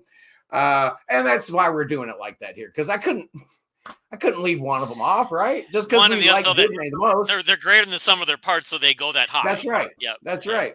And that is exactly why we're in the top 25. That was number 25, Kyle. At number 24, she too has been mentioned in the comments. It's Anna Holmgren, the great, amazing Anna from Anglagard, who also appeared on those Thieves Kitchens albums. She's been in a lot of different things. I guess she left the band, and I think she's back in this new lineup of Anglagard. So who knows? Maybe people love Anglagard. That's like the super favorite. But it wasn't one of the records, like the Hybris. Isn't that mostly instrumental? I can't remember. Yeah, so that's ironic. But Hybris is the only one with vocals, and it's just got like a little bit, and all the rest are instrumental. Just amazing. But Thieves Kitchen, I know people love them. Ooh, Julie Driscoll Tippett. Was that Keith's wife? Not on the list. Excellent call. You know who else isn't on the list? Peter Jones. Marina Diamandis is not on the list and probably could have been. I'm actually a big fan, so sorry about that. We got to move right along. We're moving right along right now at number 23. It's the girls from Big Big Train. And again, I'm cheating so I can talk about 4 different women here. Yeah, this isn't a top 100. This is actually turning into like a top 150, right? 300, yes. Rachel Hall, she came, made a huge impression in the band. Sadly, she's not in the band anymore. Claire Lindley, Carly Bryant, and their guitar player hadn't been able to tour, so they've been using the talents of Maria Barbieri on this tour. She's been tearing it up, man. I follow her on YouTube. She's got a channel and like showing you practicing like Dave Gregory's guitar parts, and she's not even breaking a sweat. I'm like, come on, man. Where did you find this? She's not related to Richard, though. I don't know. She's like Italian or something, man. And she is. Barbieri is not that unusual of a name, I would guess. Wow. So the women of Big Big Train. I think there's only been 4. So if I forgot about you, I apologize. At number 22, it's a personal favorite. Probably ranked too high, but I do not care. This is my show. This is my YouTube channel. It's Alina Gibson from Kaipa. Oh, all right. Yeah. Oh, yeah. I get excited talking about her. Of course, Kaipa, you know. She make, man. Co-lead vocals with Roina, or just I mean, Roina was the lead singer with Kaipa. I haven't got around to listening to them yet. Yeah, Roina was never lead singer. He only sang on one song, and the whole time, both times he was with Kaipa in the 70s and then in the 2000s, it was always Alina Gibson and Patrick Lundstrom. And Patrick Lundstrom sings just like Freddie Mercury, but better. And then Alina Gibson just, man, chills when she Alina Gibson at number 22, people. At number 21, it's Rosalie Cunningham. There she is. Yes, sir. Rosalie Cunningham. I am a humongous fan. Boy, when that First Person album dropped, that Circle in the Blue Door, Spiderwood Farm, and those songs like that, I fell in love with this girl, man. And it really hasn't changed. She's trippy. Some of her music is really trippy. I mean, I'll totally credit that. Yep. She doesn't want to be considered prog. I don't care. girl, just roll with it. Doesn't you matter. know, you are what you are. Yep. We love you, Rosalie. And it breaks my heart you don't love us back. Right? I take it personal. I'm not Prog. I'm Psych. I'm this. I'm that. I'm Steven Wilson. How many other big artists have said that? Breaks my heart, makes me sad. We love you. All we want is for you to love us back. That's all we want, Rosalie. I know we're old, aging white men at your shows. I'm so sorry. We love you. Why do you hate us? Do a show of only female audience. No males can be there. Yeah. We're into the top 20 now. Rosalie, you were conveniently left off. We still love you anyway at number 20. How many Russian duos do you know, Kyle? Well, I think there's one that's most people know. Yeah, it's Mariana Semkina is at number 20, one half of the amazing I Am the Morning.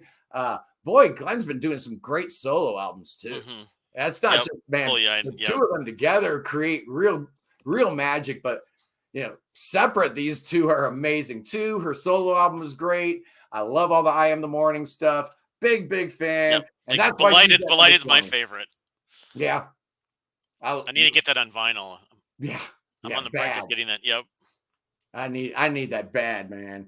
I just started following her on Instagram too. But that's Mariana Semkina. And hey, she's also on that Flower Kings, right? Right. New Flower Kings album. Yep. She probably the highlight of the whole album is her.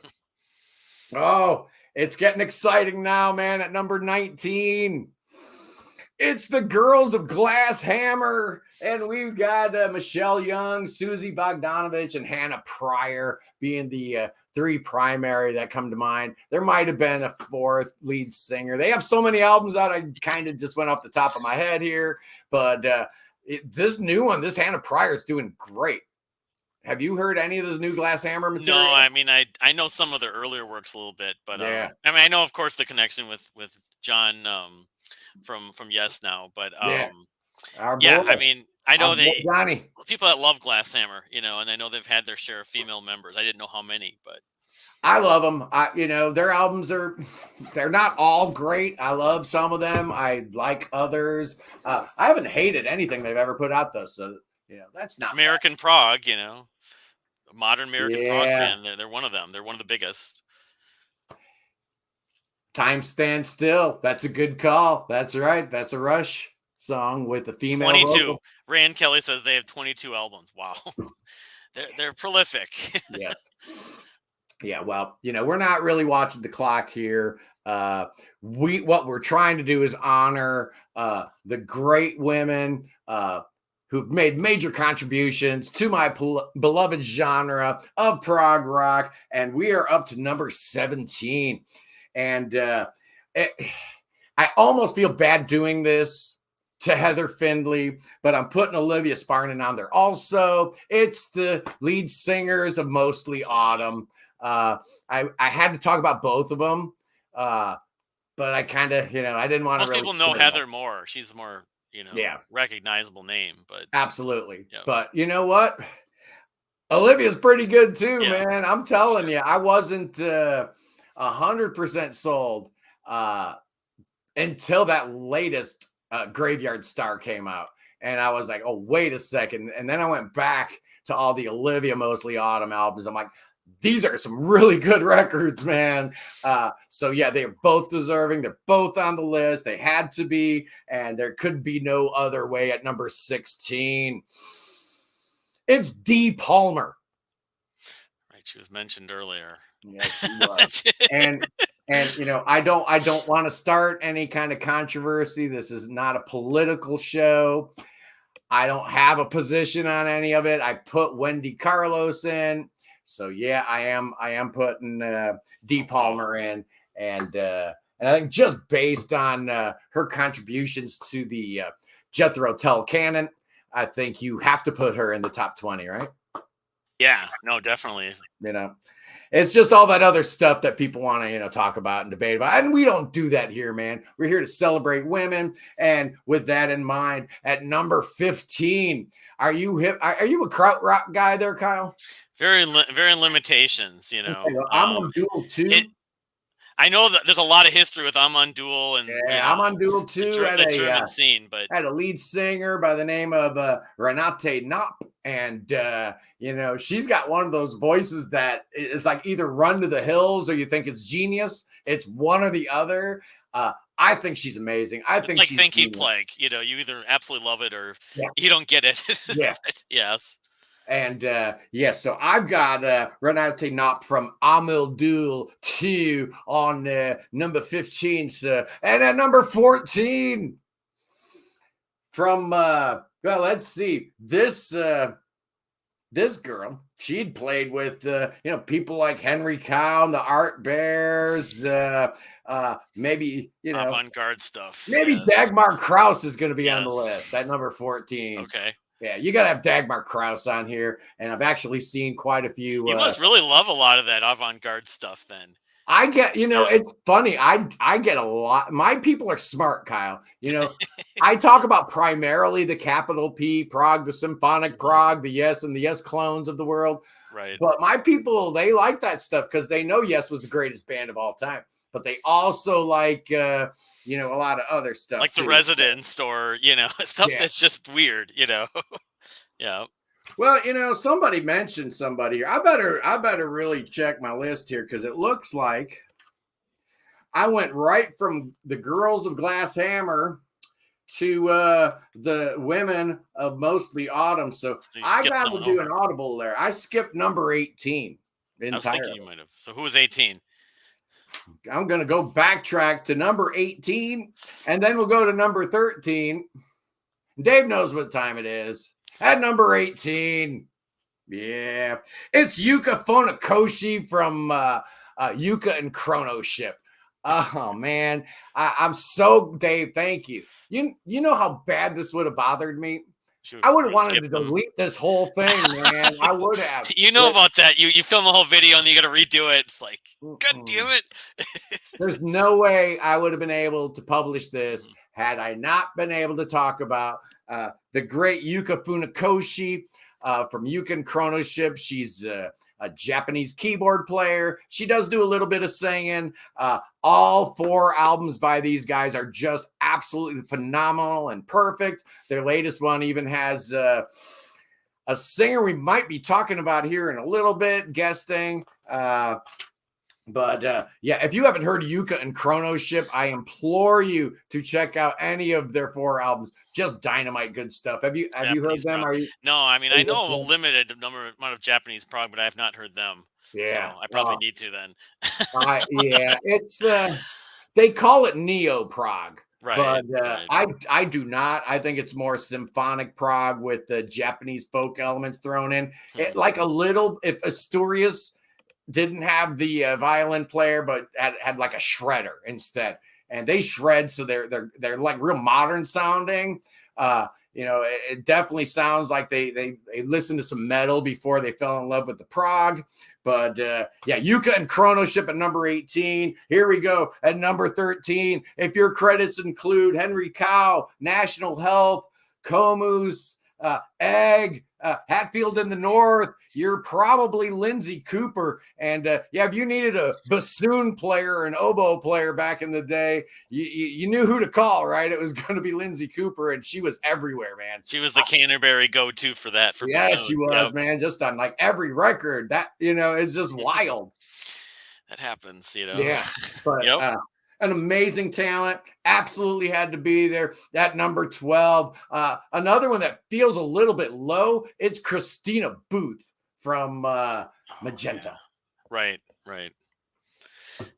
People love Magenta. They have a new record coming out, and she's the lead singer. Yeah, I know. I have a good friend that loves them. It's like just floored by them a few years ago. It's like, how did I never know about this band? Yeah, I love Magenta. I love her voice. I think they're amazing. Just incredible. She gets a little bit of attention, but not nearly enough because the band she's in is a straight up capital P prog band, unapologetically so. Love Magenta, love Rob Reed. He's got a new thing called Cyan, which second Cyan album's coming Nathan out. And Shuffle just talked about that project. Yeah. Yep. Good stuff. And at number 11, again, another one that's been mentioned, It's Annette Peacock. Yeah. Bill Bruford's. Just one of the first women vocalists. Yeah, Prog was a boys club, right? Right. And then I'm listening to these Bruford records, and there's no John Anderson, but there's Annette Peacock, and that sounded really good to me, man. And I've just been a fan ever since. I'm a fan. No, I love those Bruford records, and she's awesome, she's man. fantastic. She's a great voice. Woo! Oh, we've made it to the top 10, man. This is awesome. The sixth Beatle, Catherine Ribeiro. Yeah, she's cool. Yes. We're in the top 10, and if you've been keeping notes, I bet a lot of you can figure out who's in this top 10, but we're not going to waste any time. We're already into extra time. You see that, man? We're in overtime. Minute number 95 here. This is awesome. I'm going to tell you, Peter Jones, there's no Lana Del Rey on this list, but I do have Sally Oldfield. How will that do for you? Are you all right with that? That's a Sally substitute. Oldfield. Yeah. Got to have her on the list. Not just for her, vocals that she did for her brother, but how about Voyage of the Acolyte, right? I mean, that's Steve. Oh, is she on that? Okay. Yeah. That's a great record. Yep.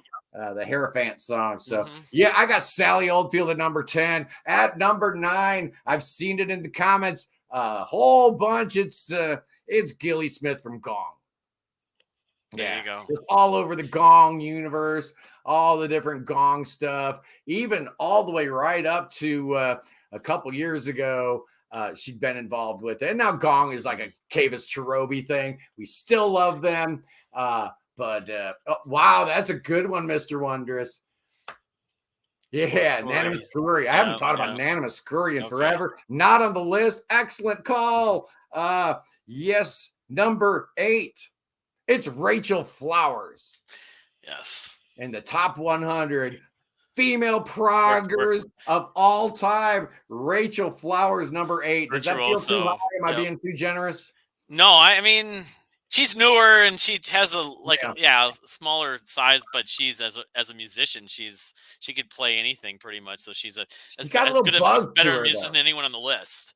She just, I think she could be one that maybe like breaks through a little bit. There's a little buzz about her. People care about her, and I think she's amazing. Wasn't there a piece on like 60 Minutes on her or something like that? I forget.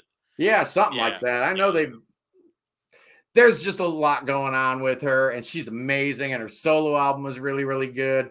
And she's got like 3, actually. Yeah. So I do. And the next, this is the last bit of cheating I'm doing. I've got a cheat at number 7.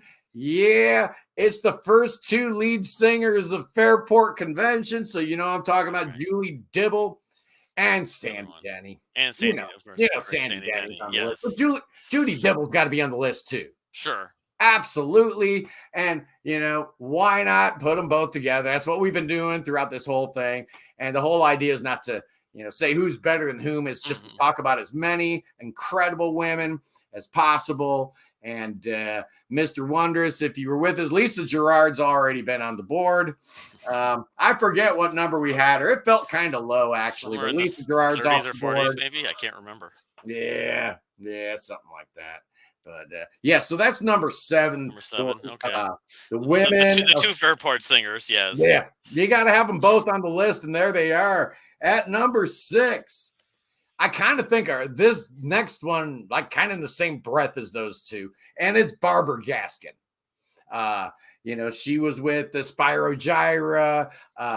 She had been part of the Hatfield of the North and Egg and National Health, and she was one of the Northettes, and she even was on Bruford's Gradually Going Tornado. And she had a number 1 hit with Dave Stewart. Remake of Leslie Gore's "It's My Party." So Barbara Gaskin. She's got her depth to the resume, obviously. Not just the Canterbury stuff, but that's right. She was everywhere. So I think that's why I put her above Sandy Denny. But honestly, if we were ranking best like vocals, like who was the best singer, It would be hard to keep Sandy Denny off that top spot, man. It would be, just for a Battle of Evermore. Oh my God, right? I mean, just incredible. Yeah. Incredible. Anyway, we're in the top 5 and we're going to do this quick. And I know you guys probably know who it is. At number 5, it's Ruth. Ruth Underwood. Yeah, Ruth's got to be on here. She came up at a time when it was just really weird to see, a woman be that involved with that kind of wacky music that Zappa was doing. But Ruth was everywhere doing everything. Her husband, Ian, I guess they ended up getting married, right? Right. He was doing all kinds of great stuff with Zappa, but Ruth actually topped him in terms of the amount of impact that she had to the crazy chaos that Zappa was releasing back in the 70s. Just incredible. Was she just known for singing with Zappa, or did she do? Yeah, you know what? I don't know her from anywhere else. Please let me know in the comments. I bought on with all things Zappa, of course. Yeah, that's the main thing. I'm sure there was other stuff, but I don't remember her really collaborating with anybody else. But it really didn't matter because everything she did with Zappa was just so perfect and so amazing. And at number 4, there's going to be a couple here at the top that people maybe don't want to see on a prog list, but I'm putting Bjork at number 4. I mean, she's famous, and everyone and their mother knows her from, it's Bjork. Yeah.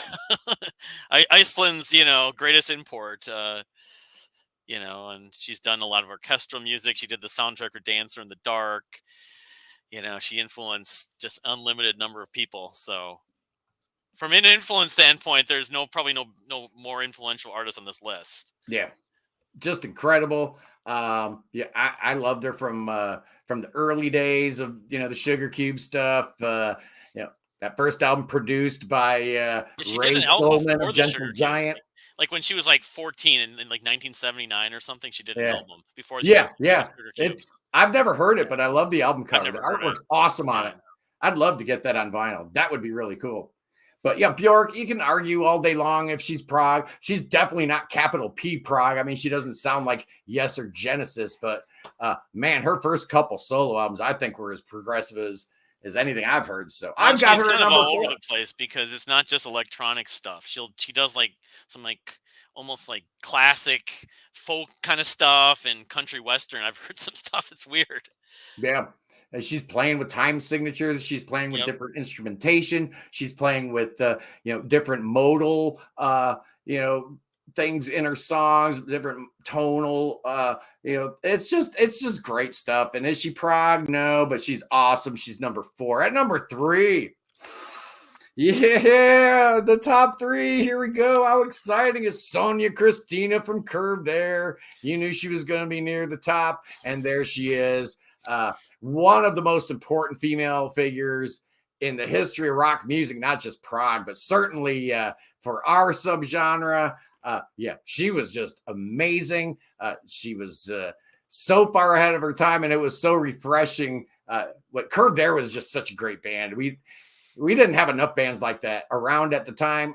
Are you a fan? Do you know anything about I mean, I know the Stuart Copeland connection, of course, but he was only with them for a little while. But I've known Curved Air. I just haven't spent time listening to them. But I know people that love them.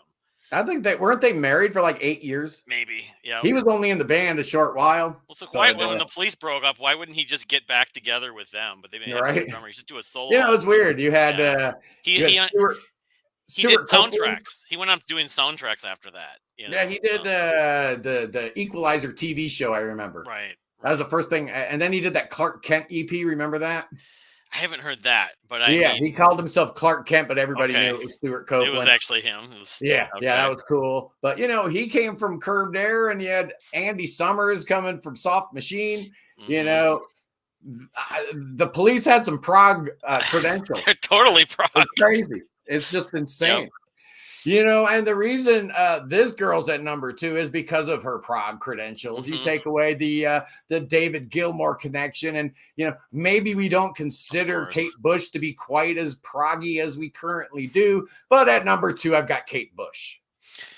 Of course, I mean, is she prog? Is she She's again super well known now because of Stranger Things and yeah. her relationship with Gilmore and Peter Gabriel and just how weird and out there she was. And she never really went away, even though she stopped touring. But no, I mean, she's the probably the most famous name on this list, actually. Yeah, I think so. Even more than Bjork, possibly. It can't be denied. She had to be on the list. I know a lot of people get triggered, when I include certain artists on this channel and tag them as prog. But, people, it's just a label, man. It's just music, relax a little bit with that. So, yeah, obviously. The Rock and Roll Hall of Fame thing someone mentioned, there was like a press release they talked about she being doing prog rock. So that's interesting. They're finally accepting that term for her. Yeah. Finally. And I think a lot of it is just artists having a problem with it. And I think that's going away a little bit too. I think the stigma. Even as recently as like 10 years ago, I know firsthand that labels were telling bands, never say you're prog in an interview. You say if you acknowledge you even like prog in an interview, we have a problem. Yeah. So we've come a long way. We have certainly come a long way. Kind of gone full circle, We've come all the way to number one, Kyle, even though you had a few technical difficulties in the beginning. My apologies. Here we are. We're at the finish line. And how much do you want to bet that everybody knows what number one is already? I mean, it's not Janet Jackson, it's not Madonna, it's not Whitney Houston. You know who's number one. It has to be number one. There's nobody that has even come close to having the kind of significance to our genre that Annie Haslam had. And given the fact that Renaissance was during the golden era of prog, it's safe to say no other female will ever have the same kind of impact Annie Haslam had on our beloved genre, because that's just the way things are, man. People were selling millions of copies of records back then. That doesn't happen now. So we're realistic, but we also know that I am ready to crown Annie Haslam the queen of prog. All right. She always has been. She always will be. Just amazing. And I mentioned Betty Thatcher writing some of the lyrics.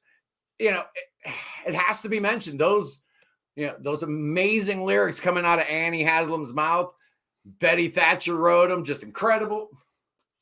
We're talking about women. She's my favorite female singer. So yeah, I mean, I have no problem with this. Had to be. She's an angel, and I actually first heard her on the Yes tribute tunes he did, which felt weird because Steve Howe was on it, the turn of the century. Yeah. Because it's like Steve Howe doing a tribute to himself. But yeah, I was like, who in the world is this? Amazing. And I was just won over totally, and then I just went deep dive into Renaissance, and yep, she's got such an angelic voice in that range. It's like 5 octaves, and she's my queen of prog. Yeah, maybe not necessarily number one for everyone, but no, I'm with you. I don't know, man. It's about as close to a slam dunk as you can get. Everybody loves Annie, and why wouldn't you? She's amazing. She's a great person. There's no one that doesn't love her. Yeah, no, I used to be on her mailing list. She was like an animal rights supporter and everything. She'd send pictures of her dogs and stuff. But I was just going to ask you. So, what are your go-to Renaissance, or where do you see the Renaissance catalog? Yeah, I'm really thinking I need to do a ranking of the Renaissance albums very, very soon. I'm not going to give it away, but okay. I will say that. The first album that I listened to from start to finish from Renaissance was Novella. Okay. And it's funny how that works, man. Sometimes when you hear that record, that first one you hear, and no matter how great the subsequent records are, the ones that's the sentimental. One. Yeah. Yep. So Novella is number one. I was going to say, I see their catalog. I've said this many times before, like Led Zeppelin's catalog, where there's no gaps. Everything is consistent. I mean, there's a few that I like maybe a little more than others, but I see them as very consistent. The Annie period specifically, from Prologue all the way, really through A Song for All Seasons. Yep. The 70s stuff, there's not an album I don't like. Like, I have a hard time really comparing them overall. Yeah, from Prologue to Song of Seasons. How many albums is that? That's like 6 albums. They had one of those. To me, they're one of the most consistent That's 6 6 plus album the runs. live album, Yep. right? Yes, and I a love that live record, the Carnegie Hall one. Yeah, that Carnegie Hall live album is as good as any live album out there. I put it up there with Yes Songs and Playing the Fool and Seconds Out. Yes Songs is one of my favorite. It's hard to pick between those two. It's terrific because the arrangements are a little different. They have the orchestra, and they do all of Scheherazade. I mean, come on. Yeah. Yep. So. Amazing. And, Annie, if you're watching, we love you. Anyway, this was a lot of fun to put together. Thank you for being here with me today, Kyle. In Wayne's absence, it's good to have a co-pilot. Glad we figured out your audio and we got that going. Yeah, my pleasure. I'll have to test my headphones right before I was having breakfast and stuff. I didn't have time to do that, but this is great. I love champion women, and you got to listen to more women. Otherwise, women will say, "Well, I'm never going to like prog because there's no women in it. It's all boys club." And it's like that's not true if you look for it. It has perceived to be a boys club, and I was getting comments from people that absolutely should have known better when I announced I was doing a top 100. And they're like, "There ain't even 20 or 30 of them out there, brother." I'm like, dude, you're gonna be really shocked when my top 100 comes out. And I'm glad that we did it like this because I wanted to give a shout out to as many of these amazing women as I possibly could. They don't get enough credit. And part of it is that attitude. Like, it's a boys club. So, it really is not. And anyway, the more women we get involved with it, Yep. The more likely it won't be anymore. But I'm gonna take us home, Kyle. I appreciate you being here. This was a great episode, man. I'm excited. I don't want to go on too long and bore the people. So here we go with my final little plea for peace in the Middle East. I say it every day. I'm going to keep saying it. Our thoughts and prayers go to all our brothers on all sides of the conflict in the Middle East.